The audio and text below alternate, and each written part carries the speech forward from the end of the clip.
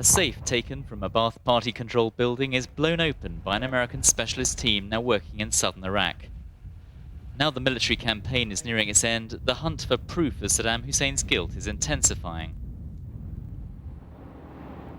The search has started in Iraq's only deep-water port, Qasr. The thinking is clear. Developing nuclear, biological or chemical weapons programs would have required technical equipment imported from the US, Europe, Japan, Russia or China, and the paper trail is likely to start here.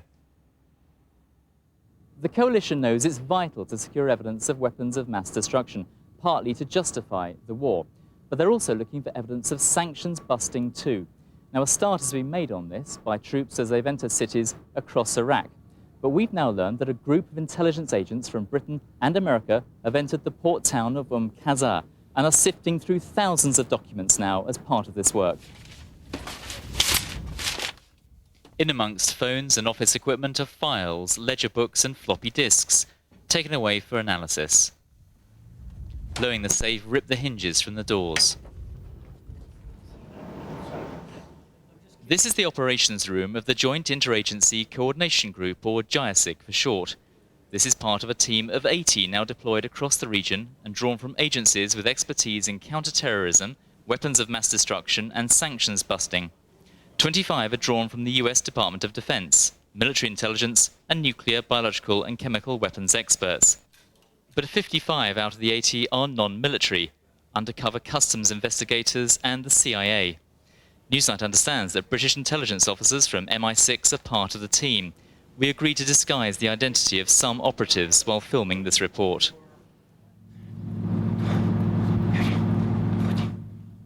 Matthew Bogdanis is a US Marine reservist colonel. He's also a New York homicide prosecutor and fitness fanatic who's been seconded to the US Central Command. Previous to September 11th, I had been responsible for what we call the stands, Kazakhstan, Kyrgyzstan, and Uzbekistan. Couple that with my law enforcement background and the need to merge the military and law enforcement methods of operation, and it didn't take a rocket scientist to figure out that I was changing my suit for a uniform. The JIASIC intelligence team has never been filmed before. US Central Command gave Newsnight access partly to prove to the Iraqi people that the coalition is intent on finding evidence against the dictator and those countries which broke sanctions imposed after the last Gulf War. This man, known simply as Chief, is a senior member of the team. I mean, whether or not this is, strictly funding, payroll, documentation, at this point we don't know. So at this stage, obviously, it could be anything. It could be totally legitimate sort of port activity, or it could be something significant, I suppose. Roger. There was legitimate cargo coming through here quite a bit, and it was perfectly legal and necessary. But apparently there's additional cargo coming through that wasn't documented the way everything else was. So once again, what you're in the business of doing is being very careful to see if there's any evidence of sanctions busting. Exactly. So you would take this pretty seriously. If there's any question of breaking the UN sanctions, extremely serious, because their activities may have contributed to the loss of life, and that's serious. You mean if anyone's bringing weapons into the country? Exactly. The components used in some of the radars, etc., anything that they brought in illegally that led to the war machine could have resulted in someone's death. Tens of thousands of pages of documents have already been seized. They haven't had time to box and file these ones. They've been designated low priority after initial assessment.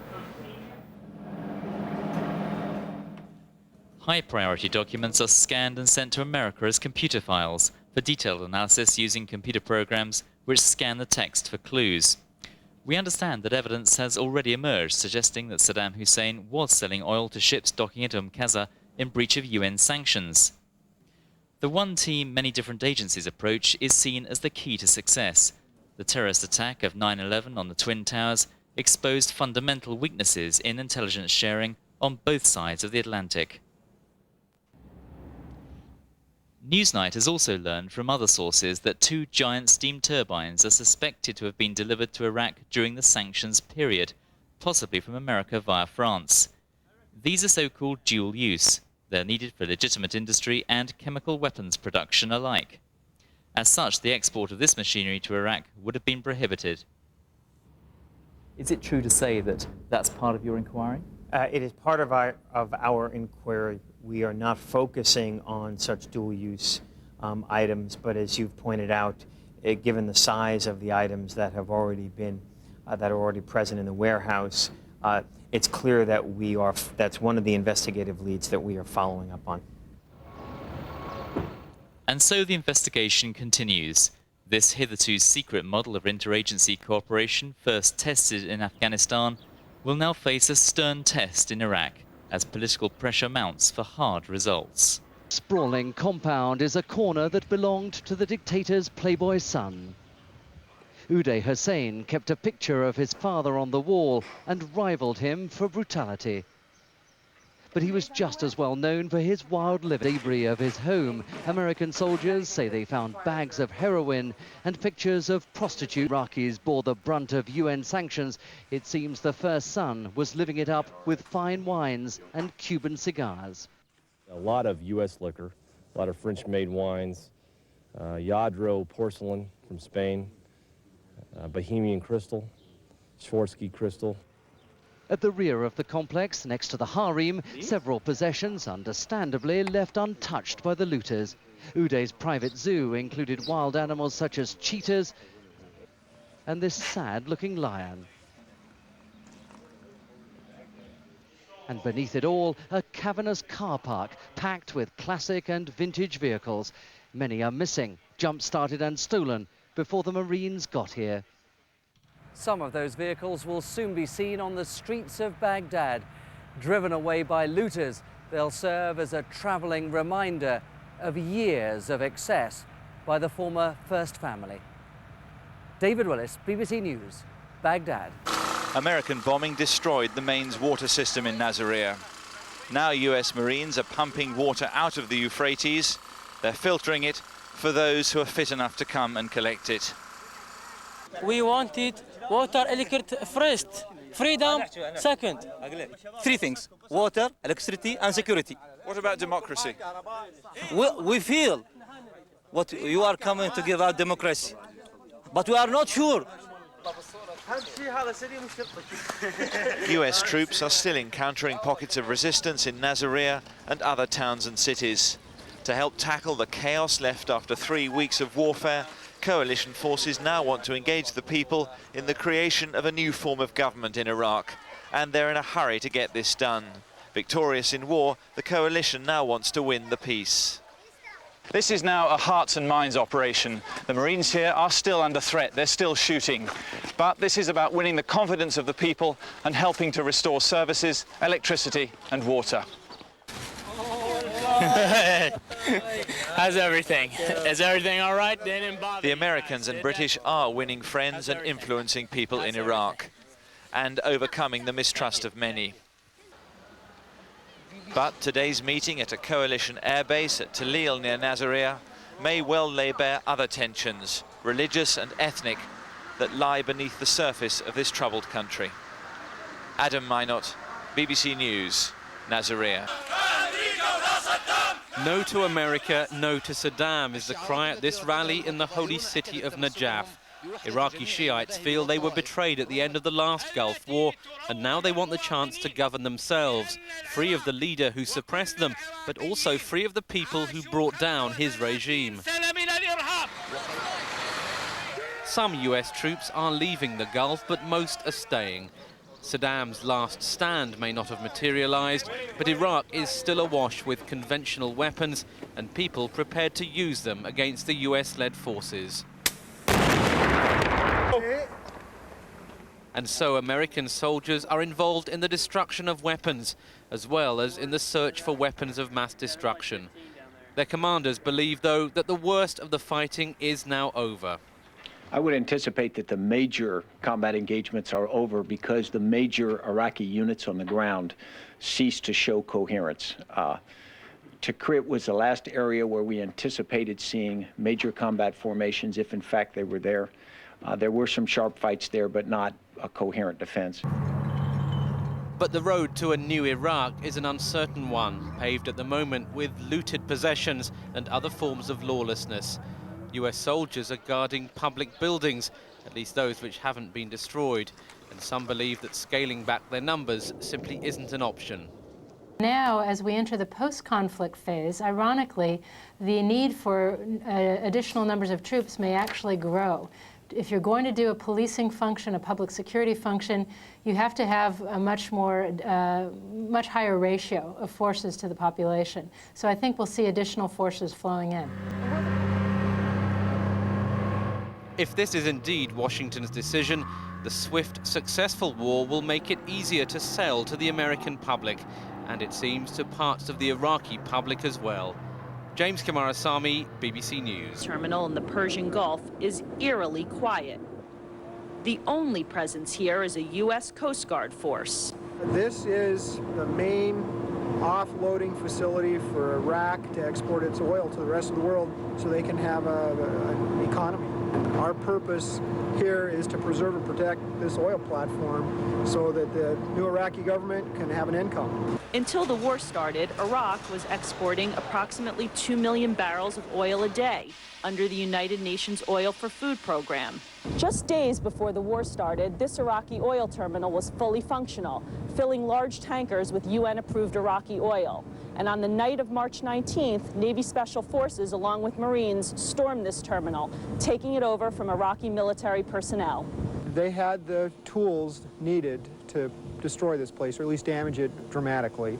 And they had made a decision that in the best interest of their country, that it was not the right thing to do. And they made a decision not to follow through with that order. While this terminal is functioning, it's pretty dilapidated, raising long-term safety and insurance concerns. In terms of getting these oil platforms to run, I think someone has got a decision as to whether they want to have a Western company, a Western management company, perhaps to begin with, then to hand back over to the Iraqis, or whether to go straight to a local management company. It will be run by the people of Iraq, for the people of Iraq. It is their oil, and we must help them get it underway. Does that mean Western engineers will come out? I imagine so. And why are the British Royal Navy and U.S. Coast Guard managing this terminal now? The answer lies in its location, just a few miles from Iran's territorial waters. Britain has diplomatic relations with Iran, and a U.S. Coast Guard cutter is less threatening than a Navy warship. Becky Diamond, CNN, on the Mina al-Bakr terminal near the coast of Iraq. Hello, Relita. Well, the details are very, very difficult to find out. Not just the media being kept away, but so too a lot of the locals here. We've seen a whole big group of people from Nasiriyah converge on checkpoints trying to get into that meeting to find out what's happening. They're being kept out. In fact, one of the biggest problems, especially for the people in Nasiriyah, is that they don't know what's happening at this meeting. And what is filling the void is a lot of rumor, a lot of half-truth. In fact, we saw through Nasiriyah today a very, very big protest of Shiite Muslims taking to the streets, protesting, saying that their voice wasn't being heard, that they were not part of this consultation process. Well, that was true that the Shiites were actually not at this meeting, but according to the United States, they were not at that meeting because the Shiites decided to boycott. So what you would end up having is a situation with this protest with groups saying that they are not having their voice heard. Also, through these meetings, there will be a number of these meetings around the regions. They're described as listening meetings, a time for the United States, which is sponsoring these meetings, to sit down with those opposition groups from a variety of areas to find out how they want the future of Iraq to look. Now, not at that meeting, we're told, is the leader of the Iraqi National Congress, Hamid Chalabi. He sent a delegation instead. So that is just another example of these deep divisions within Iraqi society, which are already beginning to merge. That's one of the biggest problems here that the United States will have as it works towards putting together the interim Iraqi authority. That's what is hoped will come out of all of these series of local meetings after they have a very large national meeting at the end of those meetings. Also in Nasiriyah, there is a great deal of concern about how long the Americans will stay, how long the British will stay, what role the UN. There's also calls for compensation. We spoke with one family that had their house bombed just across the road from the Ba'ath Party headquarters. Their house was badly damaged and then looted. They say they want $100,000 from the United States. There are all these claims, all these demands for security, electricity, water and food, drugs for the hospital, all these competing claims while these Iraqi opposition groups meet together. So a lot of work here to be done as these groups try to move forward to form some kind of government for Iraq. To restoring civil order. The U.S. Marines in Baghdad are trying to make that transition and help Iraq get back on its feet. Easy, let's do it. Okay, sure. Here, the Marines have brought together many engineers and administrators from the Ministry of Water. Restoring that basic amenity is a priority. The U.S. Marine Corps wrote the book on restoring civil order after wars. It's called the Small Wars Manual, and they've never done anything this big before. Baghdad alone is a city of 5 million people. It's going to be, they say, a gigantic task. I have no idea. I've never done this before, and but we're chipping away at it. We're making great progress today. Colonel McCoy's Marines are also now stepping into some police work. Here, stopping a robbery at the Iraqi central bank. These guys had brand new bills, dollars, whatever they call them over, dinar, I believe they call them. They had stacks of dinar in their pockets, which were brand new, and they came out of the vault, which was on fire and just recently been blown. So, 2 and 2 together, they're robbers. Come on, get up. Get up. Basically, we're sending a message that, hey, you can't do this anymore in Iraq. It's over. And that's certainly what most residents want to hear. Every day, from just about everyone we meet, we hear urgent demands for more security. Meantime, the Baghdad police force is still trying to organize itself for the first foot patrols onto the streets of their newly liberated city. Some have this message for the U.S. Iraqi people don't want Americans to stay here. But why not? They came here to liberation, okay? Not to stay here. It's a message that's not lost on Colonel McCoy and his team. One day we're a liberator, the next day we're an occupying force, which nobody wants to be occupied. That can be 6 months or it can be 6 days. A lot of it has to do with whether we're perceived as ugly Americans, whether we try and present ourselves as authority figures, and the key to that is getting control back into the Iraqi people's hands. Fresh from that robbery that continued after the Marines left, Lieutenant Edward Langelo has a blunter message for the Iraqis. You need to get up. You, the Iraqi people, need to get up and start taking charge of your own nation. I mean, America did that a long time ago, and look where we are today. Perhaps reflecting the U.S. administration's vision of trying to recreate the Middle East in its own image. Christiana Manpour, CNN, Baghdad. They're trying to rebuild a new, more civilized Iraq. Security was tight as the delegates gathered. They all were united in their opposition to Saddam Hussein, but now he's gone, they have little in common. They'll find it hard to reach agreement. There are deep divisions between Arabs and Kurds, between Sunnis and Shias, between those who stayed in Saddam's Iraq and those who went into exile. What's most worrying is that one group boycotted today's meeting. Members of the main Shia opposition party were protesting outside. Shia Muslims make up 60% of Iraq's population. There were protests too in Baghdad. Outside the Palestine Hotel, the base of the Western press, they demonstrated all morning, angry that there's no water, no electricity, and little law and order.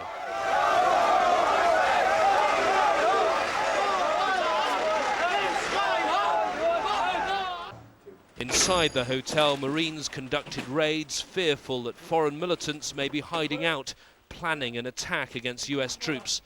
They found nothing. Meanwhile, the search goes on for Saddam Hussein and his entourage. They found a home belonging to his son Uday today.